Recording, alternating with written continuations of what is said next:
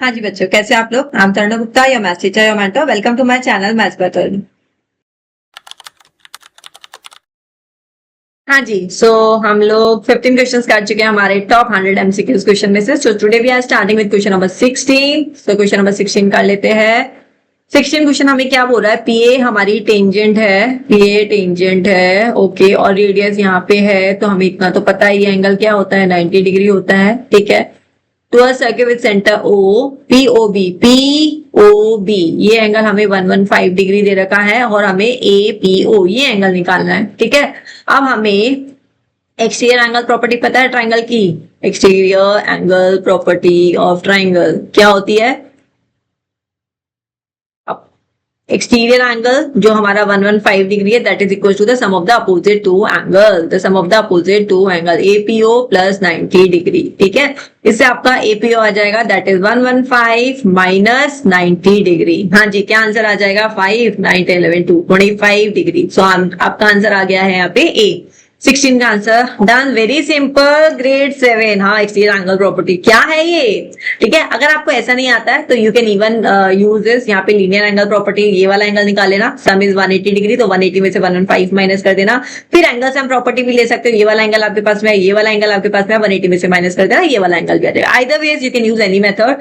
सो अगर आपका क्लिक करता है माइंड तो आपको सिंपल एक सब्ट्रैक्शन करना है। Now come to the question number 17। This is from our application of trigonometry. A kite is flying at a height of 150 metre. ये हाइट हो गई हमारी 150 मीटर।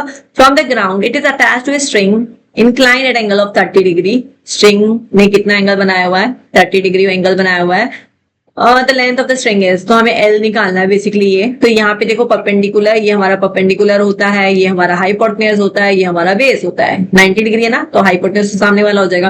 तो यहाँ पे मुझे दिख रहा है कि मैं साइन 30 डिग्री ले सकती हूँ, जो कि परपेंडिकुलर होता है अपॉन हाइपोटेन्यूज जो कि लेंथ है, ठीक है। तो sine 30 degree 1/2, 150 upon L, length क्या आ जाएगी? 2 into 150। सिंपल क्वेश्चन है, हाँ, 300 metre. Answer is B. Got it? चले आगे।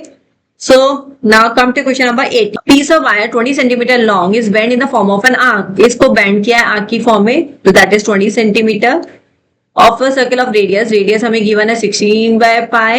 The angle theta हमें निकालना है subtended by an arc. ये आर्क से जो एंगल बन रहा है that is theta, ठीक है। थीटा निकालना है हमें। तो यहाँ पे लेंथ दे रखी है, तो ऑब्वियसली हम लेंथ का फॉर्मूला लगा देंगे, 360 into 2πr, राइट। जो हमें गिवन है वही फॉर्मूला में यूज करना है।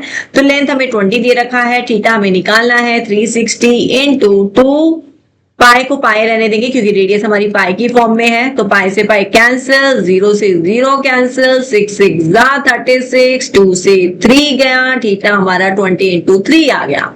आया समझ में? कैलकुलेशन जस्ट करेंगे करते जाओ, ठीक है, क्योंकि कॉमन नंबर्स मिल रहा है, कॉमन डिविजिबल। तो यहाँ पे हमारा आंसर आ गया, दैट इज 60 डिग्री। तो हमारा आंसर यहाँ पे आ चुका है बी।